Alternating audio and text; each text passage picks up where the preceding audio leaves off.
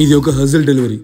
హజిల్ ఎందుకనంటే ముందు మీకే అర్థం. ఒక పాంప్లెట్ లో మంచి దగ్గరికి ఎంచి కొన్ని వేల మందికి ఇన్స్పిరేషన్ అయ్యిండు జయరామకృష్ణ. మా రిలేషన్ కొత్తదేం కాదు. ఒక సంవత్సరం కింద వాళ్ళ స్టోర్ కి వెళ్ళుండే, అక్కడ బట్టలు కూడా పర్చేస్ చేసిన. భానుభయ్య ఇంట్లో ఒక సోఫా కావాలంటే స్టోర్ కి 2 బ్రదర్ అని చెప్పినాడు. వాళ్ళకి కావాల్సిన రిక్వైర్మెంట్ ఇన్పుట్స్ తీసుకుని సోఫా ఎట్లయితే బాగుంటుందని డీటెయిల్ ఎక్స్ప్లెయిన్ చేసి మేము దగ్గరికి ఎంచి ఫ్యాబ్రిక్ నుండి ఫ్యాబ్రిక్ ఎంచి ఫినిషింగ్ దాకా టోటల్ గా టేక్ కేర్ చేసిన ఉండే. బీకేపీ హోమ్స్ లో ప్రతి కస్టమర్ తో జర్నీ ఇట్లే ఉంటుంది. బీకేపీ హోమ్స్ లో అందరూ హ్యాపీ కస్టమర్స్ ఉంటారు నేను చెప్పను.